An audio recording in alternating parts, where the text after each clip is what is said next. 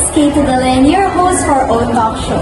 Today's guests are the people who build the scenes, design them, animate them, and teach others how to do it too. One of them has dedicated years to shaping digital experiences that are not only attractive but also user-centric, leading front-end projects across e-commerce, education, and even blockchain tech. From delivery apps built for Filipinos to NFT platforms with global reach, he merges creativity with functionality.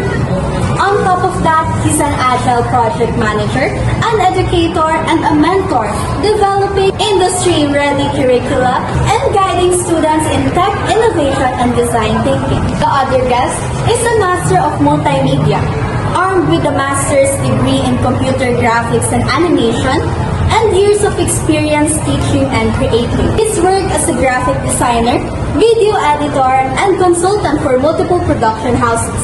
He's led community service and leadership initiatives, proving that creativity and compassion can go hand in hand. Whether it's animation, UX design, or community impact, his work speaks for itself. Two individuals, one inspiring conversation. Please welcome Sir Danny Casimero and Sir Robert Robles Jr. So, sirs, how are you today?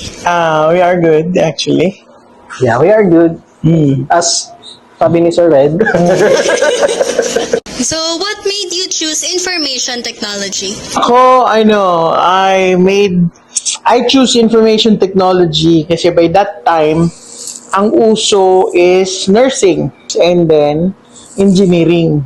Hindi ko kakayanin mag-survive dyan sa dalawang course na yun, even though they're so in demand.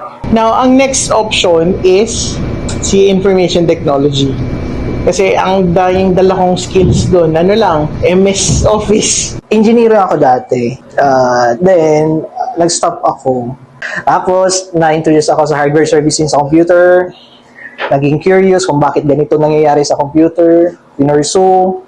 Since both of you are front-end po, what design tools are you skilled in? Sa IT, merong dalawang side siya. May front-end, may back-end. So, yung programming part, nandun siya sa back-end. May programming part din sa front-end, pero more on sa pag-design. So, sa pag-design sa front-end, nahahati pa siya. Ako, nasa creatives din, pero nasa creative media. Nandun yung photo editing, video editing, animation. So, lahat ng tools ni Adobe products, I know how to use them. Tapos, yung mga online editing tools na available. Kung kay Sir Red, mostly, focus niya is the product. Ang focus ko naman is the user. Design for the user. Paano magiging maganda sa user, also the usability of the user. Hindi naman kasi siya sinabing front-end, more on designing na siya. There's a part where you're going to conduct a research. There's also testing. Mayroon din dyan coding. So, in my field, as a UI UX designer, lahat ng ginagawang design should be usable by the user kung sino ang gagamit. So, what is your greatest weakness as an IT professional? Babae, sir. Depende kasi pag nasa creatives ka kasi, hindi siya yung tipong sa ganitong oras dapat matapos mo siya. Hindi eh. May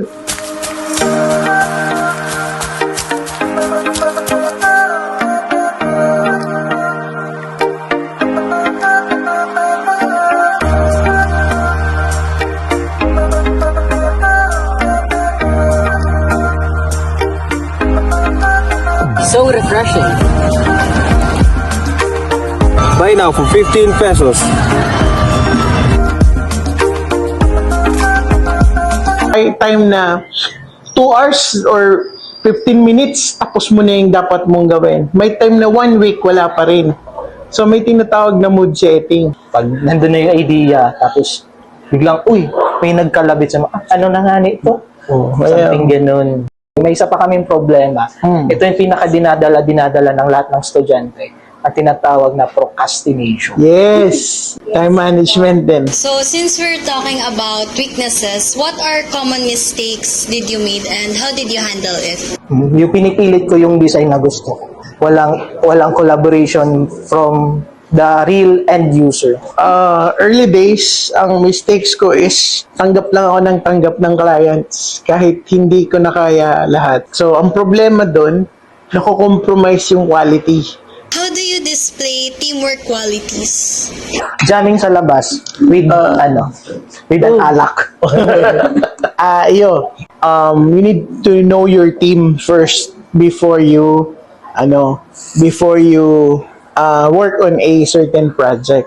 To summarize everything, do you have any advice for those who are looking forward to taking UI UX design or graphic design? Dapat ang design mo is usable. Hindi namin kailangan aesthetically maganda. Kasi wag mong ipilit yung hindi mo gusto. Marami kang pagpipilian. Isa na naman makabuluhang episode ang nangyari. A huge thank you to our visitors for giving us time and sharing their incredible insights and knowledge. Thank you po, sir. Thank you. See you guys.